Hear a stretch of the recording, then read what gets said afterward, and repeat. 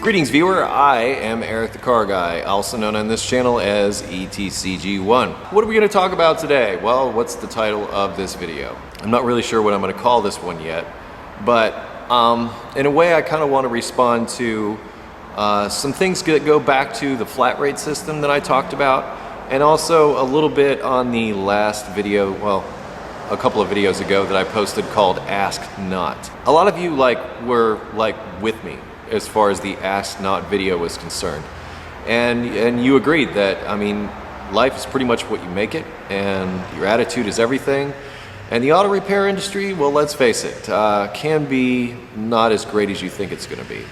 And I think a lot of that really stems from the fact that many of us, and I'm including myself in this, many of us that get into the field, we have certain expectations of what we want to see or we want to get from our tenure as automotive technicians. We want it to be just as great as it is when we're painting our valve covers or our brake calipers on the weekend, you know?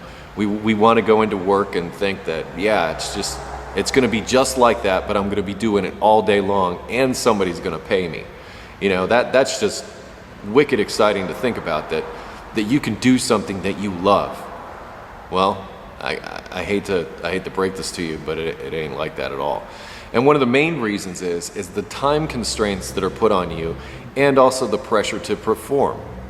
Well, not in that way, but as far as your ability to perform repairs. So much of being an automotive technician is really dependent upon your experience, and we've had this discussion before, your experience as a technician, but also your tool set. Your tools can really take a job that might take you all day and cut that in half and really make you money. Like I tell people all the time, they ask me, you know, they're like, Eric, what tools should I buy as a young mechanic going into the field? And I always tell them the same thing. I say, buy the best darn hand tools you can possibly get. And then when you get into whatever shop you're working in and find out what you're working on, those other guys in the shop are going to cue you into the tools that are going to save you money and make you money in essence. That's my philosophy on purchasing tools. But how this all comes together and relates to this discussion in this video is twofold. One, being an automotive technician is often not what you think it is when you get into the field, and it's your expectations. In fact, I had one viewer who actually made a really good argument. Now, it was an argument that was diametrically opposed to what I made in Ask Not, and basically he'd said that he took offense to what I was saying, and he took it as that I was saying that technicians don't deserve a living wage. And from the sound of it, yeah, it sounded like this person had an attitude, but it also sounded like that they had worked really hard to become the best technician that they could be, like done really well in school, also once again hardworking, but was not able to make ends meet because he was basically making, his argument was the same as somebody who would flip burgers. And my response to that was I'd rather work on cars than flip burgers. I have done both. Actually, I didn't even graduate to the point where I was flipping burgers. The only thing that I was doing was the fries. So I wasn't even good enough for burgers. But you know, I've done that. I've been there, and I understand. And that's a great motivator to get you into some kind of career. If you're like me and didn't necessarily do well in college, and you're looking for one of the trades to basically give you an income to support yourself and possibly your family. So you get into this, and like I said, you've got these expectations about getting into the field and becoming a technician and what it's going to be like when you're there.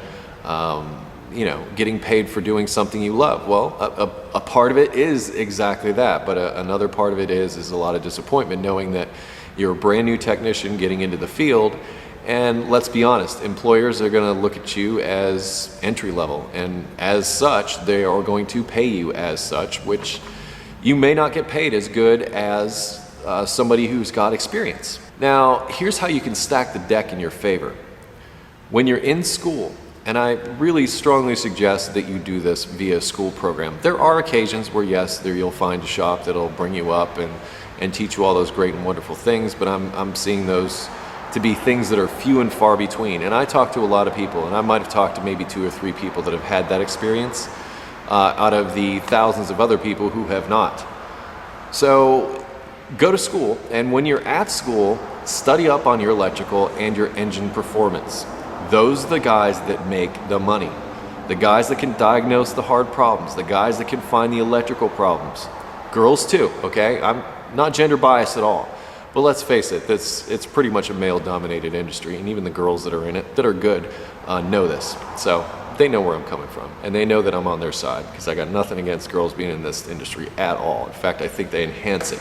Anyway, all that said, if you want to stack the deck in your favor and you want to do well as an automotive technician right out of the gate, you really should study up on your electronics and on your performance stuff. So like really know your engine performance stuff, get your L1 if you can.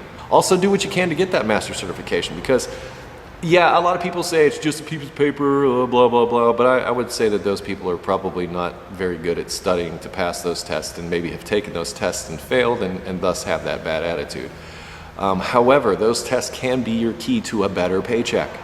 The person that I'm referring to here has 4 ASCs, not ASC Master Certified. However, I believe if he did become Master Certified, his paycheck would reflect that. And that's my point. I mean, employers look at you as a commodity. So you're a technician, new technician, old technician, they look at what they're going to get from you. It's called ROI, return on investment. So they look at you and they say, well, is this person going to be a risk? Are they going to be a problem? Is there going to be a personality issue? Am I trying to solve a personality issue? I mean, there's a whole backstory with them as they're sitting behind that desk interviewing you. They've got ideas about you like you've got ideas about the job. And you basically come to terms and find out what they're going to pay you and what you're going to do in exchange for that payment. That's employment, okay? So stack the deck in your favor and work towards those things. Now, the other thing I wanted to quickly touch on in this video is I've been getting a lot of feedback through the last 2 videos about the flat rate system and how it affects the customer. And now I'm speaking to the customers more than I'm speaking to the new technicians that are out there. And a lot of you have the complaint, well, if the job takes you a half an hour, they should only charge me a half an hour. Well, I'm going to disagree with you on that, and this is why. The flat rate system as it is set up, there is a book called Mitchell that many people go off of, and it has labor times listed for the procedures for just about everything on every vehicle. That's what they do. And the way they get these numbers, I'm told, I don't know for sure, but I'm told the way they get these numbers is they have someone in a garage environment that goes in apparently using hand tools to perform a procedure, and they time it. My issue with this is they're normally doing this on brand new cars. So you don't have rust to deal with, you don't have all the things that you deal with after a car's been on the road for a while, which make things a little bit different. So that is not necessarily in your favor, but they make what they feel is a fair labor time to say to do a certain procedure, like to change an engine or to perform a service or to, rotate tires. And those all are broken down into time frames. So as a technician, I'm getting back to the point where, as far as making money in the flat rate system, that's how you make money in the flat rate system. You are given like a stamp that says, okay, 7/10 to do an oil change and a tire rotation. So 7/10 of an hour is what you're going to get paid. So this is what you know. Well, you've got to do everything you can to make 40 hours or better a week in order to make ends meet. So if something comes through the door, it's only 7/10, and that's all you got is a day of 7/10, 7/10, 7/10. Well, you try to stack the deck in your favor. Like maybe during the process of doing that service, you notice that the brake pads are a little bit low. You mention this, or you note it on the work order, you hand it over to your service writer or whatever, and then it becomes, maybe another half hour for a brake job on top of that. Yay. Now, if all that work, that 7/10 plus that half hour plus whatever, say it all adds up to, let's just use round numbers, like an hour.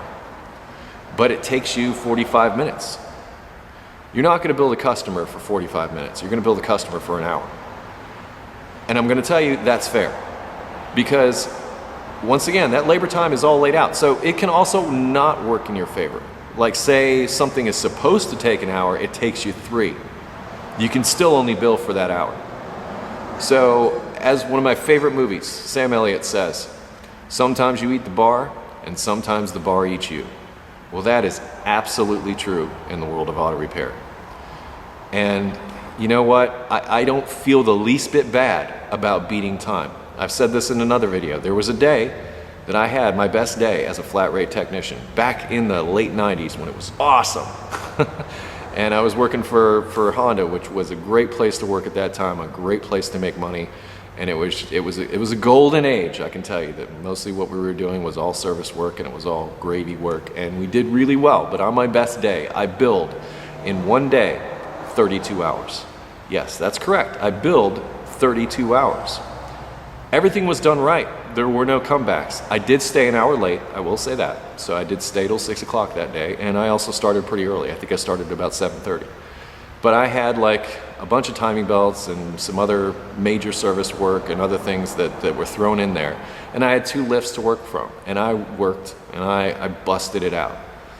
And I'm not the only person that's capable of that. Other people are capable of that. No customer got shorted on anything. I did not cut corners anywhere. I just did everything I did efficiently. People used to say that I was fast, and I used to get pissed at that. I used to say, I'm not fast, I'm efficient. And there's a big difference between that. Because fast says to me that you're rushing through a job. Me, I did everything I could to do everything that I was supposed to do, but find ways of beating time. Find ways of combining doing things. You know, in martial arts, they call it economy of movement. And that's what I tried to do. I tried to be like a martial arts kind of guy when I was out there working on vehicles, as far as my diagnostics and everything. And once again, all the service that I did was on par. It was exactly what it needed to be, yet I was able to beat time. Now, would a customer be mad at this? Well, they got the service that they paid for, and that service was outlined. Because that labor time was a standard labor time, they got what they paid for. So I gave them what they paid for, and they went away. They didn't know that it took me half the time that it was billed for. And yes, some labor times back then, not so much anymore, but some labor times back then were padded a little bit more than they should be. And the dealership benefited from that. So the dealership just turned a blind eye to it because they were making money. What did they care? The technician walked away with a little bit more money, and they definitely walked away with a lot more money because they were only paying me a small percentage of that labor rate. You know, you talk about the labor rate being like $120, $80 an hour and all that kind of thing, you know, and the technician gets paid a very small percentage of that. If you're like one of the top end technicians, you're probably getting paid between $25 and $30 an hour. That's tippy top end, you know, high volume shop, that kind of thing. And that it takes a while to achieve that. You're not going to walk out of school and get that. You're going to have to work up to that. And your experience plays a big part of that. Your tools play a big part of that. Once again, part of that beating the flat rate thing is maybe you know that special tool that you need that takes that hour job and turns it into a half-hour job. Now, you invested in that tool. You paid good money for that tool. You may still be paying on that tool. That's one thing about being a technician that we'll talk about at a later date. Is pretty much you're in with the tool guy from here on out. The two of you are going to have a relationship, and pretty much he's going to get a percentage of your paycheck. And a lot of those tool people are actually ex-mechanics. Another discussion entirely. But that tool is the thing that makes the difference between making this an hour-long job and a half-hour job. So you made the investment, you bought the tool, you beat the system, okay? Or you stack the deck in your favor with the system. Once again, there's always the possibility that something's rusted up or something's not what it should be on the vehicle, or the customer worked on it themselves, screwed it up, brought it into you and said, oh, I don't know anything about it, my wife did it. You know, there's a myriad of things that you run into with this. But the main point is you can't resent us for charging the labor time that we quoted you to begin with.